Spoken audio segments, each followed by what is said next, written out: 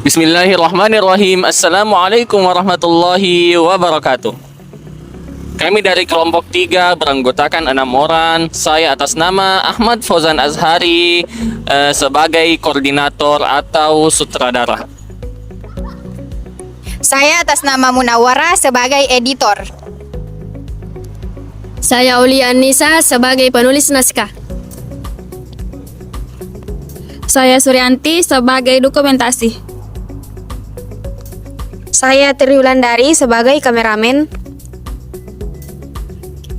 Saya Yulfa sebagai wawancara. Sekian, wassalamualaikum warahmatullahi wabarakatuh. Di tengah perkembangan teknologi yang semakin pesat, kebutuhan masyarakat terhadap layanan telekomunikasi terus meningkat. Di balik kebutuhan tersebut, terdapat para pelaku usaha yang berjuang membangun bisnis dari nol hingga mampu bertahan dalam persaingan. Pada video dokumenter ini, kami akan mengulas perjalanan seorang entrepreneur lokal yang sukses mengelola usaha konter telepon seluler dan layanan digital. Berawal dari usaha sederhana, beliau membangun bisnisnya dengan kerja keras dan semangat pantang menyerah. Berbagai tantangan telah dihadapi, namun usaha ini terus berkembang dan menjadi salah satu pilihan mahasiswa dan masyarakat dalam memenuhi kebutuhan komunikasi dan layanan digital. Mari kita simak kisah perjalanan dan pengalaman beliau dalam mengembangkan usahanya hingga mencapai kesuksesan seperti saat ini. Nama saya Olivia. Saat ini saya punya 2 bidang usaha. Pertama ada toko fotokopi ATK dan konter. Usaha saya berikutnya itu adalah usaha kos-kosan, rumah kos. Kedua usaha itu berada di lingkup yang sama. Konter ini berdiri di tahun 2021. Kalau kos-kosan itu saat sekarang saya ada punya 3 bangunan. Yang paling pertama itu di tahun 2010. Bangunan berikutnya itu saya bangun di 2022. Yang terakhir ini di 2026. Jadi ada 3 bangunan. Yang melatar belakangi saya ingin berusaha, pertama kan awalnya saya pekerja swasta, bekerja di perusahaan. Lalu saya memutuskan untuk berkeluarga. Maka konsekuensinya adalah saya berhenti di perusahaan untuk kemudian tinggal mengurus keluarga. Jadi saya memutuskan untuk membuka usaha sendiri. Saya memilih untuk bisa menyeimbangkan antara keluarga dan usaha, maka saya memilih membuat usaha yang bisa saya kontrol atau saya jalankan itu dari rumah. Makanya saya memilih usaha yang pertama, karena awal yang pertama itu saya punya kos-kosan. Jadi dari segi efisiensi waktu dan biaya, jadi saya berusaha mencari usaha yang saling berkaitan. Jadi ketika saya punya kos-kosan, maka akan sangat cocok jika memperhatikan kebutuhan mahasiswa. Bagaimana kalau saya membuka toko fotokopi ATK, lalu seiring waktu kita tahu sekarang bahwa kebutuhan akan komunikasi itu meningkat, maka saya memutuskan juga untuk membuka konter. Pada saat awal berdiri, saya ada kendala pada saat awal berdiri, karena awal berdirinya itu pada saat musim COVID. Pada saat itu kan, jadi COVID,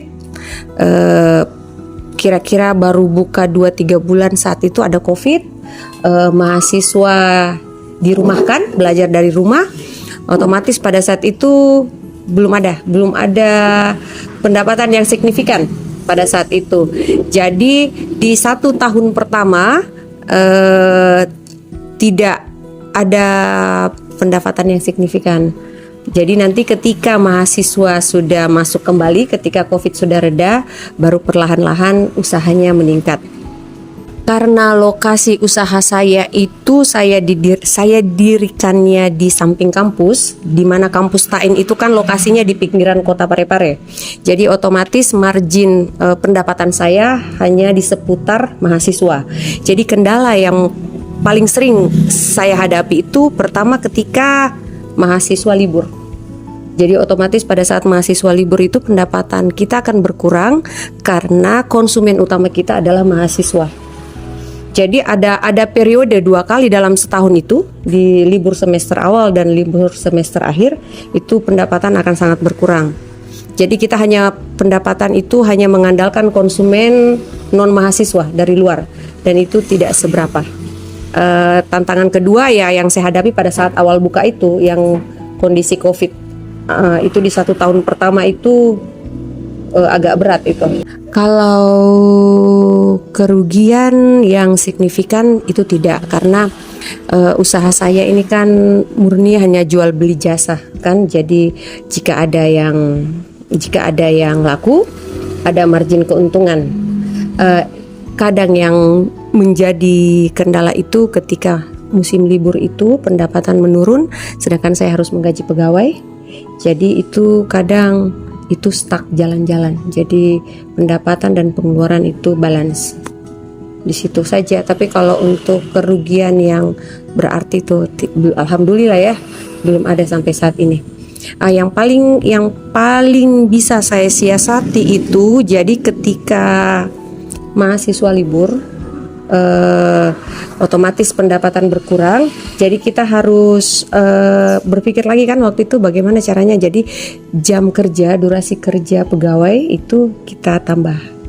Jadi karena biasanya konsumen luar selain mahasiswa itu kalau untuk usaha counter itu banyaknya di waktu malam setelah jam pulang kantor kan. Jadi sore ke malam disitulah yang paling banyak pembelian ketika libur mahasiswa. Jadi kita fokus pada jam itu. Jadi karena jam kerja pegawai itu tetap, makanya kadang kita bisa mundurkan. Jadi mungkin awalnya kalau hari-hari biasa mereka masuk jam 8, jadi pada saat libur itu mereka boleh telat masuk, tapi nanti telat tutup. Supaya kita lihat saja, kita baca kondisi pada jam-jam berapa, jam-jam sibuknya. Jadi kita harus stay di situ, harus buka pada saat itu. Keterampilan, sebenarnya kalau saya tidak ada keterampilan yang signifikan ya. Kalau untuk pengusaha itu kemampuan saja untuk membaca kondisi keadaan. Kan ya, di mana kita mendirikan usaha, kita harus kenali dulu target konsumen kita siapa. Tahu konsumennya siapa, kita ikuti pola itu. Jadi kalau konsumennya mahasiswa, kita siapkan apa yang mereka butuhkan gitu. Kalau untuk skill yang lain tidak diperlukan saya rasa. Sama ketahanan. Jadi harus bisa selalu berinovatif membaca kondisi. Sekarang itu memang sudah mulai banyak ya. Jadi kalau saya pribadi yang saya pikirkan kan, karena lokasi kita ini bukan di tengah kota tapi di pinggiran dekat kampus, jadi otomatis karena konsumen kita mahasiswa, jadi otomatis harga kita harus bersaing untuk menarik pelanggan. Untuk menarik pelanggan yaitu pertama itu harga harus bersaing. Kalau dari saya, inovasinya saya itu karena sudah saking banyaknya counter itu, makanya yang harus saya membuat berbeda dari mereka itu adalah saya harus mempersiapkan modal yang cukup. Jadi jika counter-counter di sekitar saya bisa lihat counter saya, kan kendala counter itu kadang di kemampuan transaksinya mereka punya batas kan. Jadi saya berusaha harus bisa melayani dalam nominal besar. Jadi tidak ada batasan nominal. Saya mempersiapkan untuk itu. Jadi dari konsumen luar pun yang mau penukaran besar, karena kan rata-rata di sekitar Sita ini counter-counter itu hanya bisa nominal kecil. Saya bisa nominal besar, saya bisa transaksi ratusan. Terus berikutnya saya kerjasama dengan perbankan. Jadi saya dapat izin dari perbankan.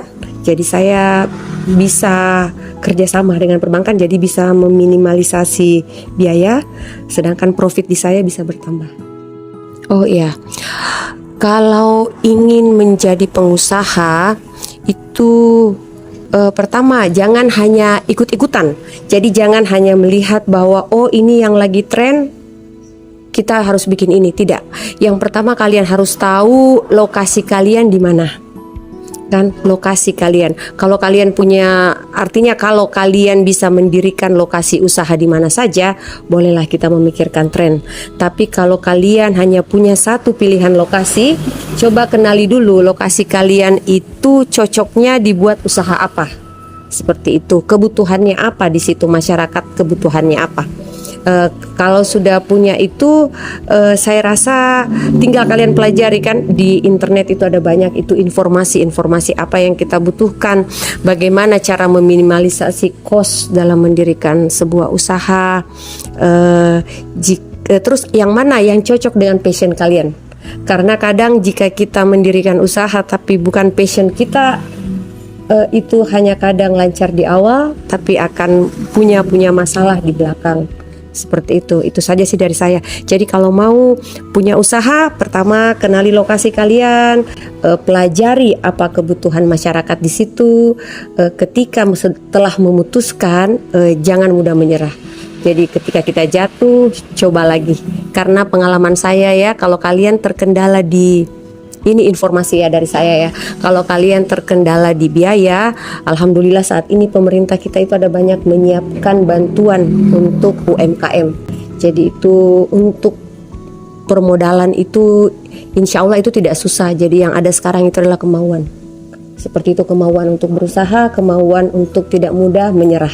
Jadi berdasarkan hasil wawancara kami menemukan beberapa nilai kewirausahaan yang dimiliki oleh ibu yang kami wawancarai tadi, yaitu disiplin, tanggung jawab, dan kemampuan kita membaca pasar atau kesempatan, dan kita juga mampu beradaptasi dengan lingkungan. Jadi di lab skill ini yang paling dominan adalah kemampuan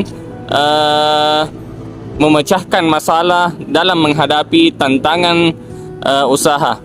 Jadi dari usaha ini kami belajar bahwa kesuksesan bisnis tidak selalu dengan kerja keras, tapi juga tentang bagaimana kita cerdas dalam bekerja.